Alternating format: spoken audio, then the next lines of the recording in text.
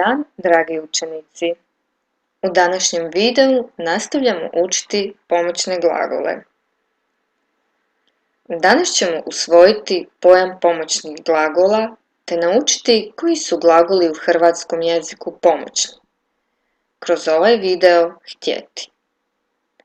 Prepoznati oblike pomoćnog glagola htjeti te ih pravilno primjenjivati u budućem vremenu. Za rad su vam potrebni olovka i bilješnica. No, prvo se prisjetimo glagola biti. Glagol biti je pomoćni glagol koji pomaže u tvorbi prošlog vremena perfekta. Danas ćemo ponoviti nenaglašeni oblik glagola biti. Idemo zajedno. Ja sam, ti si, on, ona, ono je. Mi smo, vi ste, oni, one, ona su. U prošlom videu istraživali smo prošlo vrijeme perfekt. Danas ćemo istražiti buduće vrijeme futur. Rečenica ja učim u budućem vremenu glasi ja ću učiti. Glagol učiti označava radnju. U budućem vremenu glasi ja ću učiti ili učit ću. Ću je oblik pomoćnog glagola htjeti koji nam pomaže u tvorbi budućeg vremena futura. Pogledajmo kako glagol htjeti glasi kroz ostala glagolska lica. Ja ću, ti ćeš, on, ona, ono će. Mi ćemo, vi ćete, oni, one, ona će. Ću, ćeš, će, ćemo, ćete, će je nenaglašeni oblik pomoćnog glagola htjeti u sadašnjem vremenu ili prezentu. Kao i glagol biti, i glagol htjeti ima svoj duži naglašeni oblik. A on glasi: ja hoću, ti hoćeš, on, ona, ono hoće.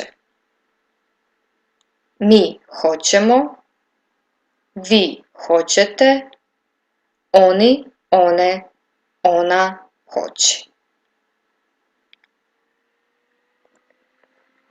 Rečenicu ja ću učiti napisat ćemo u nječnom obliku, a ona glasi ja neću učiti.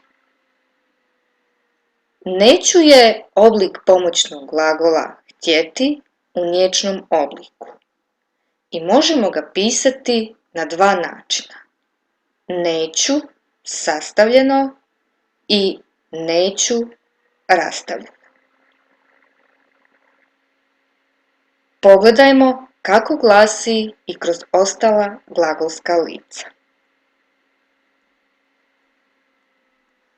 Ja neću, ti nećeš, on, ona, ono neće. Mi nećemo, vi nećete, oni, one, ona neće.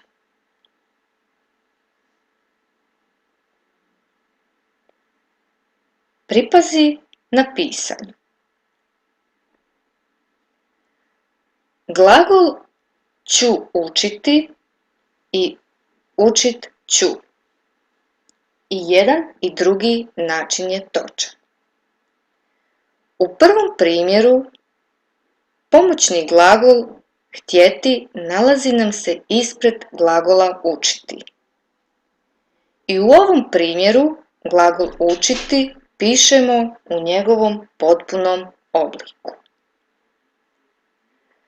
U drugom primjeru glagol htjeti nalazi nam se iza glagola učiti. Što primjećujete kod glagola učiti? U ovom primjeru glagol učiti gubi svoj krajnji otvornik glas i. Pogledajmo i u drugim glagolskim licima. Ti ćeš učiti, ali učit ćeš. On, ona, ono će učiti, ali učit će. U množini mi ćemo učiti, ali učit ćemo. Vi ćete učiti, ali učit ćete. Oni, one, ona će učiti i učit će. Ovo pravilo vrijedi za glagole koji završavaju na ti. Na primjer, igrati, plesati, pisati i tako dalje. Ponovimo još jednom što smo naučili. Glagol htjeti je pomoćni glagol koji pomaže u tvorbi budućeg vremena futura. Nenaglašeni oblik glagola htjeti glasi. Možemo zajedno. Ja ću, ti ćeš, on, ona, ono će.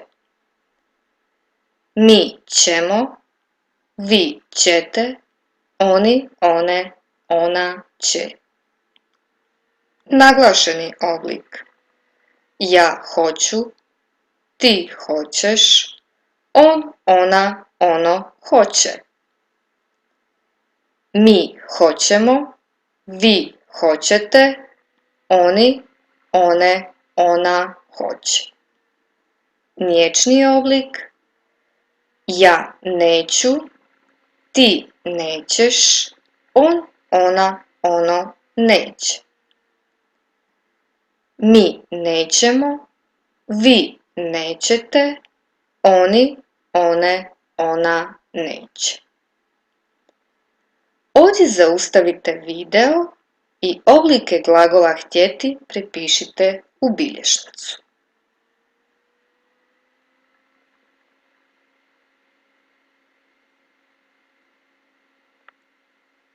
A sada oblike glagola htjeti uvrstimo u rečenice.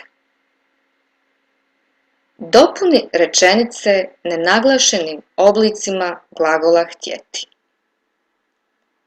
Rečenice prvo sami pročitajte. A sad idemo zajedno. Imam prijedlog. Ići na pecanje. Tko će ići na pecanje? Mi. Mi ćemo.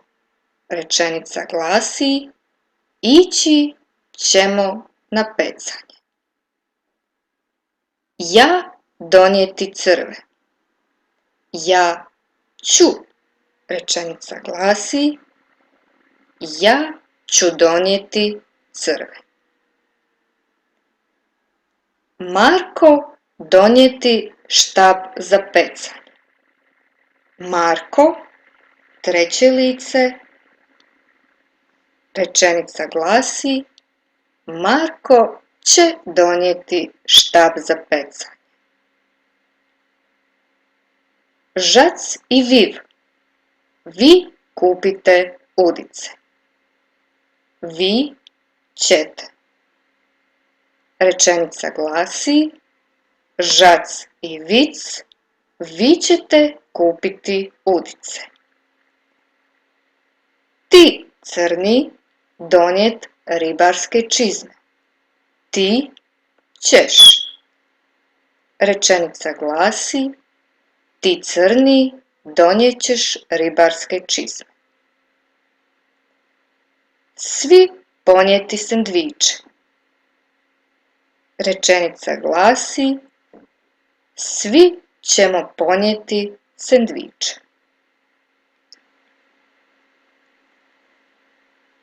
Za domaću zadaću zadane rečenice prepiši u bilježnicu. Ivana čuva tajnu, gledamo zanimljiv film, ti kasniš u školu.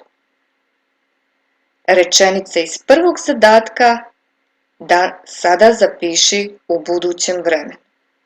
Podcrtaj pomoćne glagole. Rečenice iz drugog zadatka napiši u nječnom obliku. Podcrtaj pomoćne glagole. Hvala na pažnji i doviđenja.